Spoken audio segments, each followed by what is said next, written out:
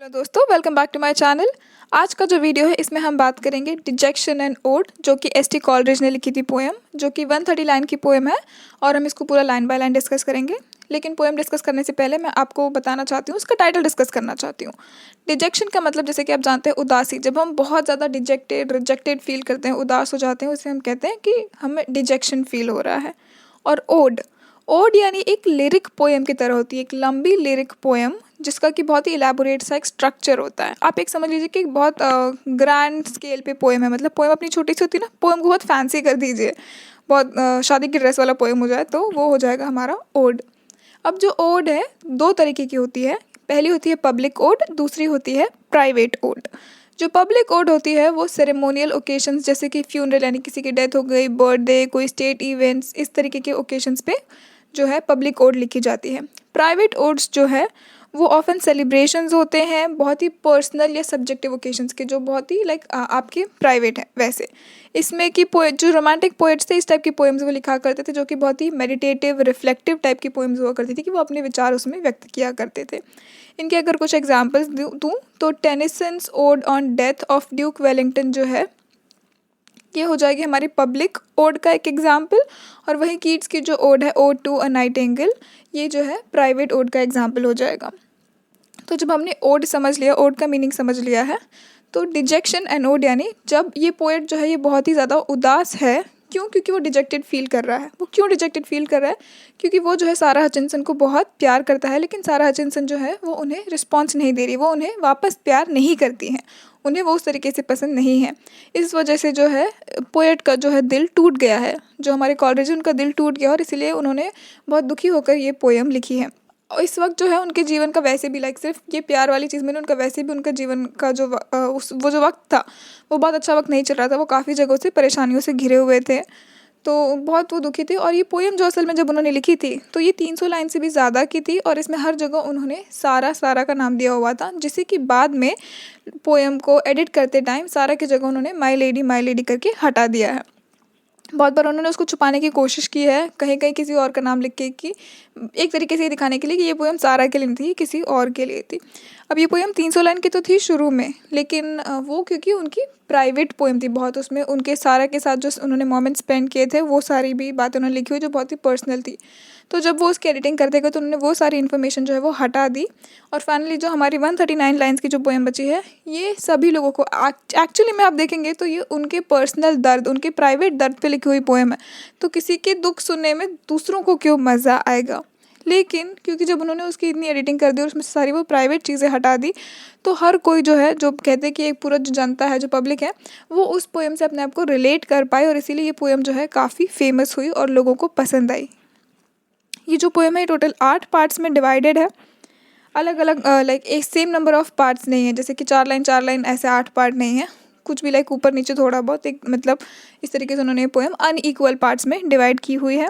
जो पोएम है वो शुरू होती है ballad of sir Patrick Spence, उसकी जो 4 लाइन है उससे ये पोएम हमारी शुरू होती है। इस पोएम में आपको एक चीज़ और देखने के लिए मिलेगी जो काफ़ी पिक्यूलियर है, वो है कि जो पोएट है वो कह रहे हैं कि न्यू मून में ओल्ड मून उन्हें दिखाई दे रहा है।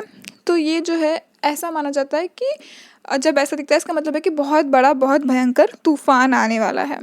तो जो पोएट है वो चाहते हैं, क्योंकि वो इतने दुख से घिर चुके हैं, कि वो चाहते हैं कि एक तूफान आ जाए और वो तूफान उन्हें अपने में डुबा के ले जाए। वो कह रहे हैं कि शायद उसी से मेरे जीवन में कुछ बदलाव आ जाएगा, वरना अभी तो मैं इतना दुखी हो चुका हूँ कि मुझे कुछ भी सिल्वर लाइनिंग, कुछ भी पॉजिटिव, कुछ भी अच्छा होता हुआ दिख नहीं रहा। तो हो सकता है कि अगर एक तूफान ही आके मुझे ले जाए तो शायद मेरे जीवन में इससे कुछ बेहतर हो जाएगा।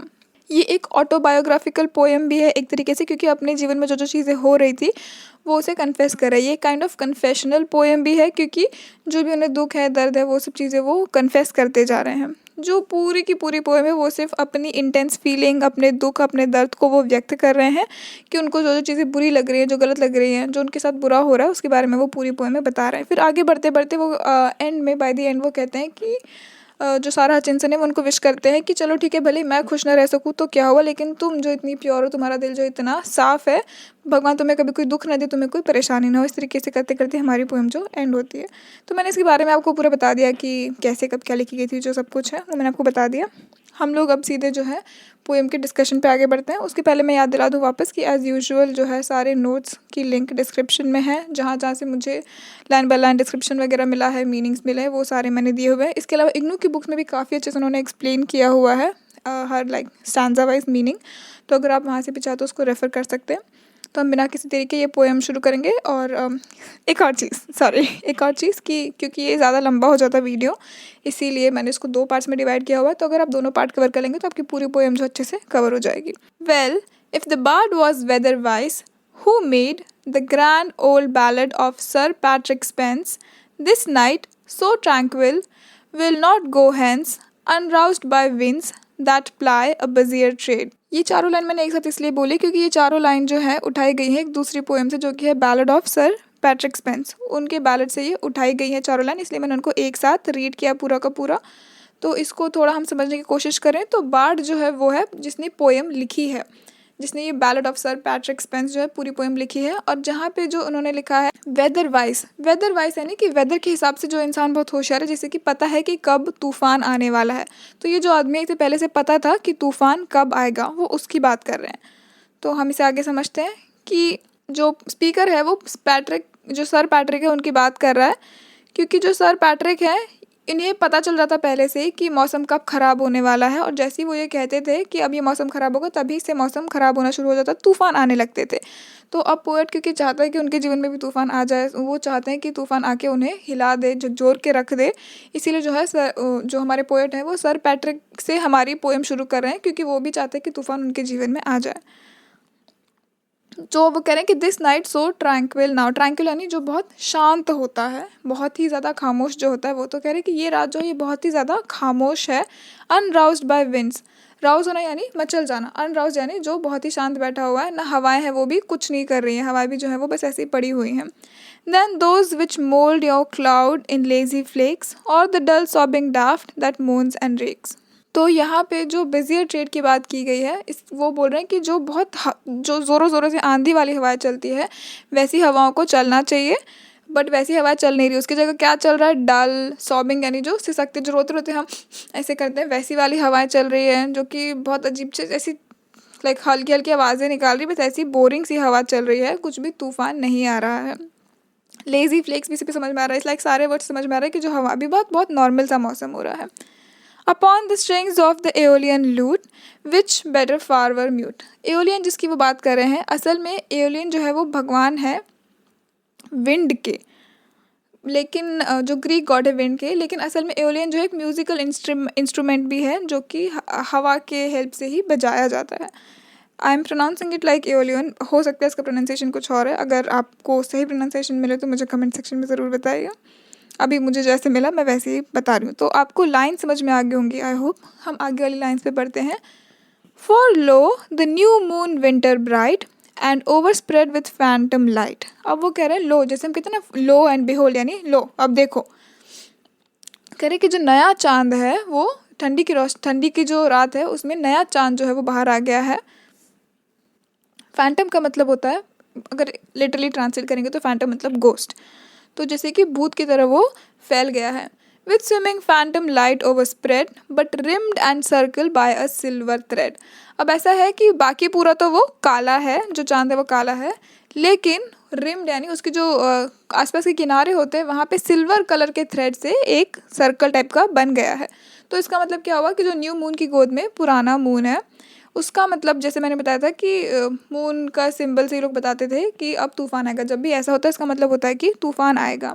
आई see the old moon in her lap foretelling the coming on rain and squally blast. कि जो ओल्ड मून उसकी गोदी में, इन हर लैप यानी गोदी में बैठा हुआ है, वो बता रहा है कि आने वाला जो रेन और ब्लास्ट लाइक बरसात और जो तूफान आने वाला है उसके बारे में वो बता रहा है। And oh that even now gust were swelling and the slant night shower driving loud and fast. और अब देखो कि जो गस्ट है वो भी स्वेल होना यानी फूल रहा है, और अब जो रात की जो बारिश है, नाइट शावर यानी रात की जो बारिश है, वो भी अब काफ़ी लाउड और फास्ट यानी तेज़ होता जा रहा है।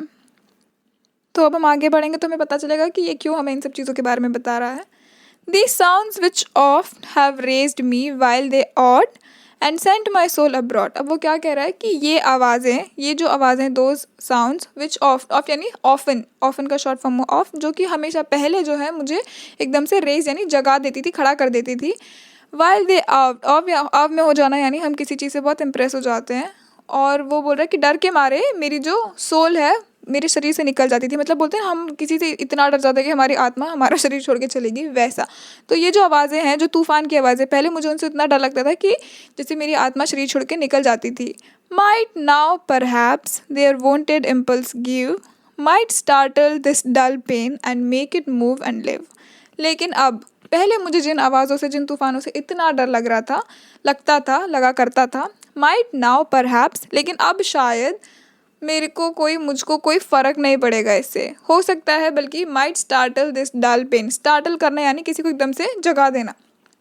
तो कह रहा है कि हो सकता है कि ये जो तूफ़ान है मेरे इस डल पेन को, डल यानी बहुत ही जो चला जा रहा है, घिसा जा रहा है, बहुत लाइक डल हो चुका है, वैसा जो पेन है, हो सकता है कि ये जो आवाज़ है मेरे इस पेन को एंड लाइक हिला देगी, स्टार्टल कर देगी, and make it move and live, उसे हिला देगी और उसे जीने पे मजबूर कर देगी।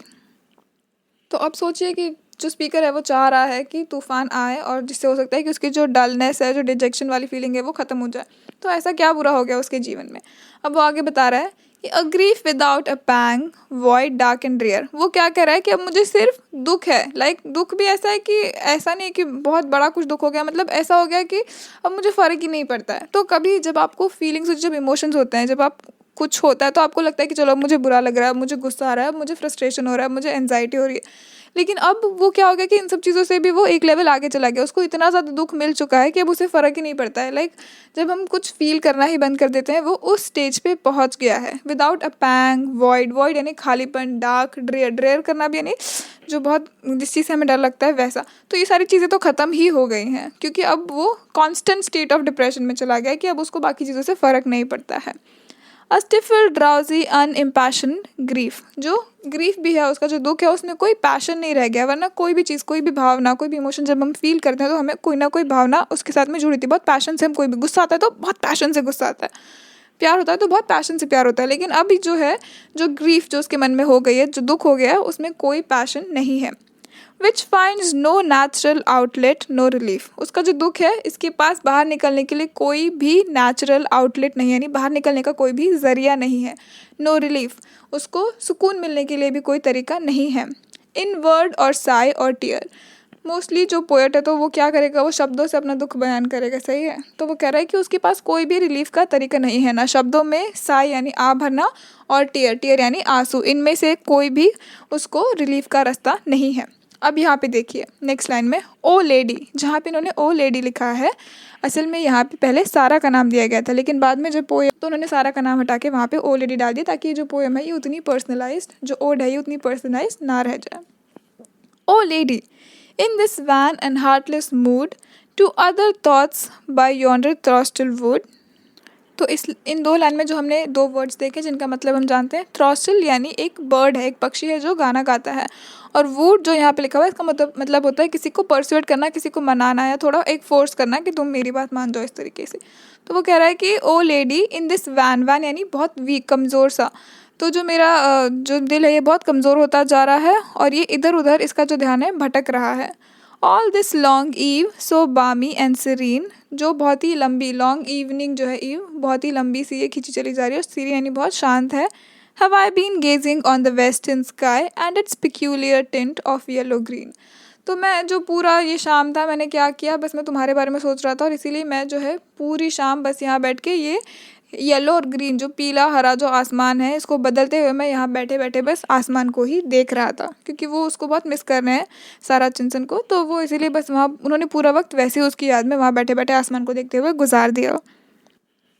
And still I gaze, and with how blank an eye, and those thin clouds above in flakes and bars that give away their motion to stars। अब वो क्या कह रहा है कि मैं यहाँ बैठे बैठे जो इस आसमान को देख रहा था, मैं अभी भी देख रहा हूँ। आई गेज, गेज करना यानी लगातार देखते रहना, घूरते रहना। विथ हाउ ब्लैंक एन आई, यानी ब्लैंक एन आई यानी इसी खोखली आंखों से, खाली आंखों से मैं सिर्फ देख रहा हूँ। कभी कभी होता है हम सिर्फ कुछ चीज़ों को देखते रहते हैं, लेकिन असल में हमारा ध्यान कहीं और होता है। And those thin clouds above, जो ऐसे पतले पतले बारीक बारीक से जो बादल हैं ऊपर, उनको मैं देख रहा हूँ और देख रहा हूँ कि कैसे वो जो बादल हैं वो आसमान में तारों के लिए जगह छोड़ रहे हैं। They give away their motion to stars, जगह छोड़ रहे हैं, चलते हुए जा रहे हैं। दो stars that glide behind them और बिटवीन, वो जो सितारे हैं वो इन बादलों के पीछे और आगे ऐसे उनके आसपास घूम रहे हैं। Now sparkling now bed dim but always seen, अब कभी वो एकदम चमकने लगते हैं, स्पार्कल होने लगते हैं, या कभी वो एकदम शिमर होने की जगह एकदम धुंधले हो जाते हैं, छोटे बारीक हो जाते हैं, लेकिन फिर भी मैं उन्हें देख सकता हूँ। Your crescent moon as fixed as if it grew in its own cloudless starless lake of blue. अब क्रिसेंट मून यानी एक तो जो होता है हमारा चांद, जो पूरा पूरा चांद आता है, फिर जो आधा चांद आता है जिसकी कि हमें कॉर्नर्स कॉर्नर्स दिखाई देते हैं। जो क्रिसेंट मून है वो आधा वाला चांद हुआ, जो कि मोस्टली बच्चे ड्रॉ करते हैं ना, सूरज गोल और चांद वो आधा, वैसा। तो क्रिसेंट मून वो मून हुआ। तो अब वो कह रहा है कि वो जो क्रिसेंट मून है वो मुझे दिखाई दे रहा है, जैसे वो एकदम फिक्स हो चुका है वहाँ पे, वो मुझे दिखाई दे रहा है। इन its own cloudless starless lake of blue. अब लेक ऑफ ब्लू यानी वो आसमान की बात कर रहे हैं कि जो क्रिसेंट मून है वो लेक ऑफ ब्लू यानी आसमान जो हमारा पूरा नीला होता है उसमें वो क्रिसेंट मून है। क्लाउडलेस यानी वहाँ पे क्लाउड भी नहीं है, और स्टारलेस यानी वहाँ सितारे भी नहीं हैं, ऐसे बादल, ऐसे आसमान में जो मून है क्रिसेंट मून वो वहाँ रखा हुआ है। I see them all so excellently fair, I see not feel how beautiful they are. अब ये लाइन को ध्यान से हम जो पढ़ चुके लाइन और ये आगे की लाइन, तो अभी तक आपको याद है कि पोएट जो बात कर रहा था कि उसे न्यू मून और ओल्ड मून साथ में दिखाई दे रहा है, जो कि तूफान आने का एक अंदेशा है। लेकिन सडनली अब यहाँ पे क्रिसेंट मून की बात चल रही है। इसका मतलब क्या हुआ कि पोएट जो शुरुआत में उसने बोला था कि तूफान आने के चांसेस हैं, असल में ऐसा कुछ नहीं था। जो मौसम है वो काफ़ी साफ साफ था और कोई नया मून पुराना मून साथ में नहीं थे। जो मौसम है साफ था, आसमान में बादल भी नहीं थे, और जो मून है वो क्रिसेंट मून नॉर्मल मून है। लेकिन क्योंकि जो पोएट है वो चाहता है कि तूफान आ जाए, इसीलिए वो सारी जो चीज़ें थी वो उसके मन की इमेजिनेशन थी। अब वो कह रहे हैं कि I see them all so excellently fair, कि अब मुझे ये सब चीज़ें एकदम साफ साफ दिखाई दे रही हैं। I see not feel how beautiful they are, मुझे दिखाई तो दे रही हैं बट मैं कुछ भी फील नहीं कर पा रहा हूँ। मैं फील नहीं कर पा रहा हूँ कि ये कितनी सुंदर है, असल में मैं उनकी सुंदरता को भी फील नहीं कर पा रहा हूँ। तो ये कितने दुख की बात है कि वो वहाँ रह के भी वो चांद सितारों को देख पा रहे हैं, लेकिन उनसे जो खुशी उन्हें मिलनी चाहिए वो उन्हें नहीं मिल रही है। My genial spirits fail and what can these avail. वो क्या कह रहे हैं कि मेरे जो असली, जो बहुत जेन्युइन से, जो मेरे अच्छे खुशी वाले जो स्पिरिट थे, जो मेरे मन जो होता है खुशी वाला, वो मुझे फेल कर रहे हैं, यानी वो हार रहे हैं। And what can these avail, और इन्हें क्या ही मिल जाएगा। To lift this smothering weight from my breast, कि मेरी छाती पे से जो ये बहुत भारी सा वजन है ये उठा के उन्हें क्या ही मिल जाएगा। It were a when Endeavour, when यानी जो वेस्ट हो जाता है, तो ये एक ऐसा फालतू का ही काम है कि उसको कोई फ़ायदा नहीं है कि कोई आए और मेरे दुखों को उठा के ले जाए, उसको क्या ही फ़ायदा होगा उससे। दो I should gauge for ever, लेकिन फिर भी क्या है कि मुझे ना ज़िंदगी भर तक बस ऐसे ही आसमान को घूरते रहना चाहिए, देखते रहना चाहिए। On that green light that lingers in the west, वो जो हरे रंग की लाइट है आसमान से निकल रही है, जो वेस्ट की तरफ से निकल रही है, वहाँ जा रही है, उसको मैं देखते रहूँगा ज़िंदगी भर। I may not hope from outward forms to win the passion and the life whose fountains are within. अब ये जो दो लाइन्स हैं इनको ध्यान से समझने की कोशिश कीजिए। वो कह रहे हैं कि बाहर से जो चीज़ें आ रही हैं, जो बाहर से जो जीत मिलेगी, मैं उसके लिए क्यों होप रखूं, उसकी तरफ मैं नहीं होप रख रहा हूं, क्योंकि असल में जो लाइफ का पैशन है वो जिस झरने से निकलता है वो झरना तो हमारे अंदर ही है। यानी कि सीधे सीधे शब्दों में कहूँ तो ये कि वो कह रहे हैं कि ये नेचर, ये चांद सितारे फूल, ये सब कुछ जो है आपको लगता है कि ये सब चीज़ें हमें खुशी देंगे, लेकिन असल में ये खुशी नहीं देंगे। इनको देख के हमें खुशी तभी होती है जब खुशी हमारे अंदर होती है। तो अगर हमारे अंदर खुशी नहीं है ना, तो ये सब चीज़ें मिलके भी हमें खुश नहीं कर पाएंगी। अब ये एक और ध्यान देने वाली बात है कि जो हमारे वर्ड्सवर्थ थे वो बहुत ज़्यादा नेचर लवर थे, बहुत बड़े नेचर लवर थे, राइट। हमने उनकी पोएम्स भी पढ़ी हुई हैं, और कॉलरिज और वर्ड्सवर्थ बहुत अच्छे दोस्त थे। लेकिन इस पोएम में समहाउ वो कॉन्ट्राडिक्ट कर रहे हैं अपने ही दोस्त की बातों को, क्योंकि उनके दोस्त का कहना था कि नेचर में जाके अगर आप दुखी भी होंगे तो आप खुश हो जाएंगे। लेकिन यहाँ पे जो है कॉलरिज वो कह रहे हैं कि अगर आपके मन में खुशी नहीं है तो ये बाहर की चीज़ें आपको कभी खुश नहीं कर पाएंगी। तो वो अपने दोस्त को भी कॉन्ट्राडिक्ट कर रहे हैं और कुछ चीज़ें भी कह रहे हैं। अब ये तो पर्सन टू पर्सन डिपेंड करता है कि आपको क्या ज़्यादा सही लगता है। बट हम आगे बढ़ते हैं अपनी अगली लाइनों पे। O lady we receive but what we give, कि वो अब अगेन उसको कह रहे हैं ओ लेडी, हमें वही मिलता है जो हम देते हैं। वो कहते हैं हिंदी में कि जैसा बोओगे वैसा काटोगे। And in our life alone does nature live, और हमारी ज़िंदगी में ही नेचर जिंदा रहती है। Ours is her wedding garment, ours her shroud, हमारा ही जो है उसका जो वेडिंग गारमेंट है, जो शादी का जोड़ा होता है हमारा ही, और उसका जो श्राउड, श्राउड यानी जब कोई मर जाता है तो उसे हम कफन पहनाते हैं, कफन चढ़ाते हैं, वो भी नेचर से ही है। And would we aught behold of higher worth, और इससे ज़्यादा भी अगर हमारी कोई हायर वर्थ है तो वो वही है। Than that inanimate cold world allowed to the poor loveless ever anxious crowd. तो यहाँ जो पुअर लवलेस एंग्शियस क्राउड की बात हुई है, इन एनिमेट जिसे कहा है उन्होंने कि इन एनिमेट कोल्ड वर्ल्ड, यानी इन एनिमेट यानी जैसे हमारे जो एनिमेटेड कार्टून कैरेक्टर्स होते हैं जिनमें बहुत सारे आपको एक्सप्रेशन देखने के लिए मिलेंगे। इन एनिमेट मतलब जो जिसका कोल्ड स्टोन वाला जो फेस नहीं होता, जिनके चेहरे पे कुछ एक्सप्रेशन नहीं होते, कुछ नहीं, ऐसे कैसे रहते हैं, तो वही पुअर लवलेस जो लोग हैं यानी जिनको अपनी ज़िंदगी में कभी प्यार नहीं मिला, ऐसे लोगों को वो इन एनिमेट कोल्ड वर्ल्ड वाले जो लोग हैं वो कह रहे हैं। तो पोएट जो है वो यही कहने की कोशिश कर रहे हैं कि जो खुशी हमारे अंदर है, यानी खुशी दुख जो भी वो हमारे अंदर है, अगर आपके साथ मान लो कुछ छोटा सा भी बुरा हुआ और उस दिन आपका मूड बहुत ख़राब है तो आपको बहुत बुरा लगेगा, और मान लो आपके साथ कुछ बहुत बड़ी भी दुर्घटना हो गई लेकिन उस दिन आपका मूड अच्छा है तो आपको उतना बुरा नहीं लगेगा। तो इससे हमें क्या पता चलता है कि जो खुशी दुख है वो सब हमारे अंदर ही है। और जहाँ उन्होंने बोला है कि and would we aught behold of higher worth, कि मान लीजिए आपके साथ कुछ अच्छी चीज़ हुई तो आपको उसके लिए खुश होना चाहिए या फिर ये सोचना चाहिए कि यार इससे भी तो अच्छा कुछ हो सकता था। तो हो सकता है कि आप उसको सेलिब्रेट ना करो, आप सोचो कि नहीं मुझे तो इससे भी अच्छा कुछ मिलना चाहिए था। तो ये चीज़ों के बारे में वो बता रहे हैं कि जो भी है बाहर से कुछ नहीं है, सब कुछ अंदर से है, हमारे ही अंदर है। हमें जो सही लगता है, जो भी हम सोचते हैं वही होता है। ये ऑलरेडी मैंने ऑलमोस्ट 50 लाइन कंप्लीट कर ली है और ये वीडियो भी 20 मिनट से ऊपर का हो गया है, तो मैं ये वीडियो यहाँ ख़त्म करूँ। ये पार्ट 1 है। लाइन 53 से हम आगे की जो पोएम है उस आगे बात करेंगे, तो उसकी लिंक मैं यहाँ डिस्क्रिप्शन में ऐड करी, वहाँ से आप ज़रूर चेक कर लीजिएगा। आपको वापस याद दिलाती हूँ कि प्लीज़ मेरे चैनल को सब्सक्राइब कीजिए। आप जैसे कि स्क्रीन पे देख सकते हैं कि आप में से 70% लोग जो है वो वीडियोस को देखते हैं लेकिन सब्सक्राइब नहीं करते हैं। I know it doesn't mean a lot to you, लेकिन जब आप लोगों के कमेंट्स आते हैं, सब्सक्रिप्शन मिलता है, लाइक्स आता है, तो मुझे भी मोटिवेशन मिलता है वीडियोस बनाने का। तो प्लीज़ जो सब्सक्राइब बटन है उसको दबाइए ताकि मुझे फटाफट और सारे सब्सक्राइबर्स मिले और बाकी लोगों को भी पता चले कि मेरा चैनल एग्जिस्ट करता है। सो आप लोगों की हेल्प से मैं आगे बढ़ पाऊँगी। So I hope to see you guys in the next one.